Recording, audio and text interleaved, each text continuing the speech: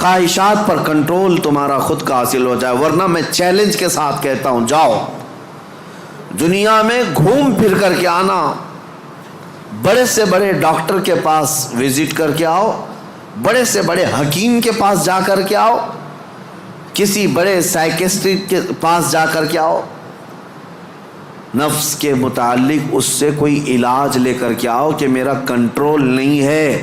آپ مجھے کوئی گولی دے دو، کوئی معجون دے دو، کوئی انجیکشن دے دو. ہو سکتا ہے تمہیں نیند کی گولی تو دے دے، ہو سکتا ہے تمہیں وہ مکمل ختم کرنے کی دوا تو دے دے، لیکن تمہارے کنٹرول، خواہشات کو کنٹرول کرنے کی کوئی دوا یہ نہیں دے سکتے. اس کا کنٹرولنگ پاور جس نے پیدا کیا وہی دے سکتا ہے. اسی لیے میں آپ کو بتاؤں، اب تم اپنے نفس کے کنٹرول کے لیے کس سے مدد مانگو گے؟ کس سے مدد مانگو گے؟ سنو توجہ سے. اعوذ باللہ من الشیطان الرجیم پڑھتے ہیں آپ، اعوذ باللہ من الشیطان الرجیم، جس کا مطلب کیا ہے؟ میں اللہ کی پناہ مانگتا ہوں شیطان مردود سے، کہ اللہ مجھے بچا لے. کس سے؟ شیطان مردود سے مجھے بچا لے. یا آپ کس سے پناہ مانگ رہے؟ کس کی بارگاہ میں پناہ مانگ رہے ہیں؟ اللہ کی بارگاہ میں، کہ مولا تو مجھے پناہ دے دے. اس کے متعلق حکیم احمد یار خان نعیمی رحمۃ اللہ علیہ فرماتے ہیں، اس کی مثال یوں سمجھو، جیسے کسی کے ہاں آپ ملنے کے لیے گئے، اس نے گھر کے باہر کتا پال رکھا ہو حفاظت کے لیے یا کسی کام کے لیے، دشمنوں کے لیے یا کسی بھی غرض کے لیے کتا پال رکھا ہو، اور آپ گئے گھر کے باہر کھڑے، کتا بھونکنا شروع کر دیا، دروازے میں جا ہی نہیں پا رہے. آپ اس کتے کو کنٹرول کیسے کرو گے؟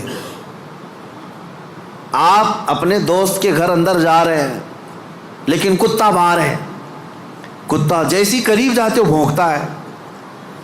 اب آپ دروازے کے اندر جانا چاہتے ہیں تو اس کتے پر کنٹرول کیسے پاؤ گے؟ رسی ڈالو گے، اسے پتھر مارو گے، جتنا مارو گے اتنا اچھل کود کرے گا.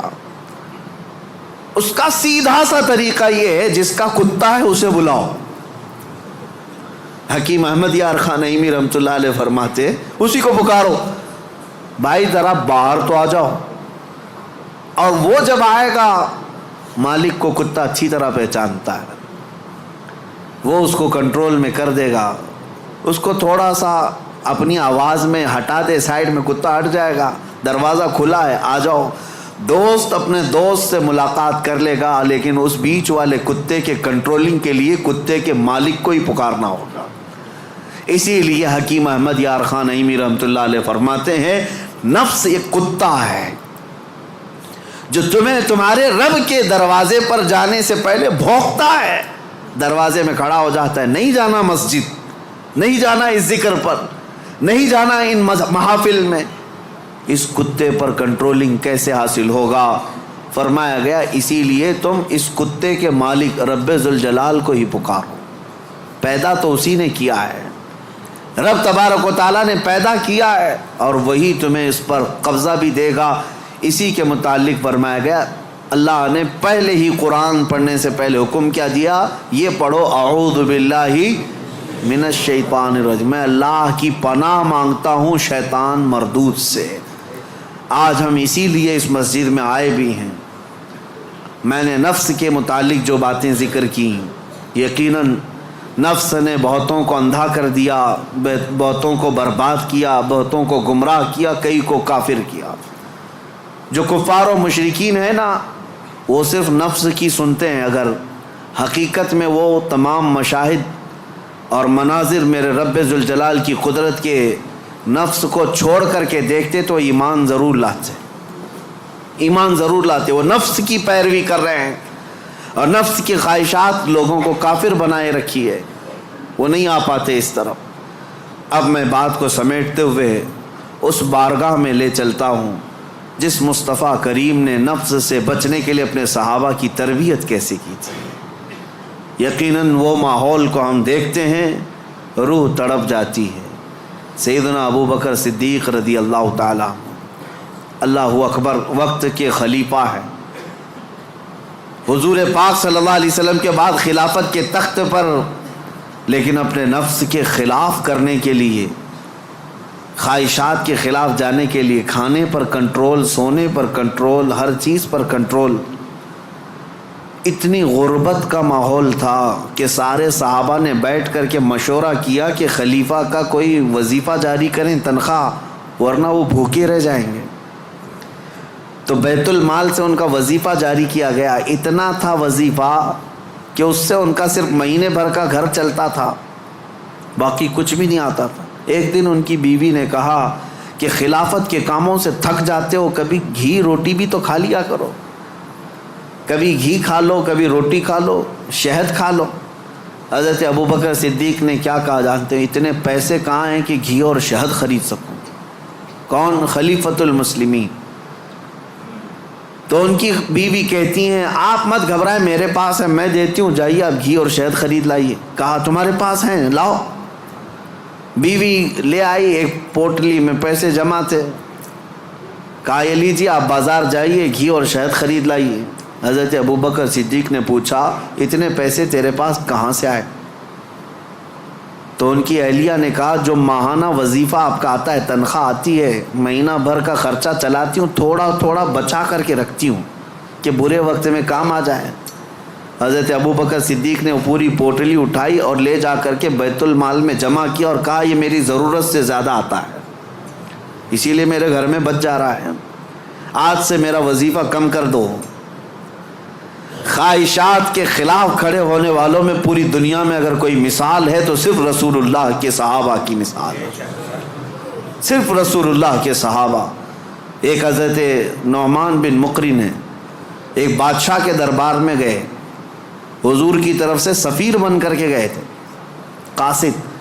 تو بادشاہ کو جب پتہ چلا شاہ عرب مصطفیٰ کریم صلی اللہ علیہ وسلم کا ایک قاصد آ رہا ہے، اس نے سونے کی کرسی لگا دی اور ریشم کا قالین بچھایا. میرے عزیز و صحابہ، حضور کے ساتھ ہوتے تو وفاداری، حضور اگر دور ہوتے تو بھی وفاداری. اس مجمع میں گئے جہاں پورے کے پورے اغیار ہیں، کوئی مسلمان نہیں تھا، تو اپنی تلوار سے وہ قالین پھاڑتے ہوئے چلے گئے، ہٹا دیا، اور کرسی جو سونے کی تھی اس کو پاؤں سے مار کر گرا دیا. کہا میرے لیے عام سی کرسی لاؤ. تو بادشاہ کہنے لگا اب تک میں نے اتنا شاندار رسپیکٹ استقبال کسی کا نہیں کیا جتنا ان کا کیا، کتنا غرور ہے تمہیں، کتنا تکبر ہے. حضرت نعمان نے کہا غرور و تکبر ہم میں نہیں تم میں ہے، غرور و تکبر کی وجہ سے نہیں. میرے مصطفیٰ کریم صلی اللہ علیہ وسلم نے فرمایا ریشم کا استعمال مرد کے لیے حرام ہے، سونے کا استعمال مرد کے لیے حرام ہے، اور جو میرے مصطفیٰ نے حرام فرمایا پوری دنیا میرے پاس لا کر رکھو، میں ٹوکر ماروں گا. یہ ہے خواہشات کے خلاف کھڑا ہونا. ورنہ ہوتا کیا ہے، دنیا نہیں دیکھ رہی، ہمارا ماحول نہیں ہے، چلو کمپرومائز کر لو، آج یہاں مل رہا ہے. کچھ لوگ تو یہی سوچ کر کے ایسی محفلوں میں جا کر بیٹھتے ہیں جن محفلوں میں بیٹھنا ایک غلام رسول کو کبھی زیب نہیں دیتا. شرابیوں کی محفل میں بیٹھ گئے، کبابیوں کی محفل میں بیٹھ گئے. تمہارا کام نہ اصلاح کا ہے نہ تبلیغ کا ہے، پھر بھی جا کر کے ایسوں کے درمیان بیٹھ گئے. کیوں؟ کوئی دیکھ تھوڑی نہ رہا ہے، کوئی دیکھ تھوڑی نہ رہا ہے. اور کبھی کن کفار و مشرکین کے بیچوں بیچ بیٹھ گئے گپیں لگاتے ہوئے، اور پھر یہ سوچتے کوئی دیکھ تھوڑی نہ رہا ہے. بیٹھا تو بیٹھا لیکن ان کی حرکتیں بھی کرنے لگ گئے.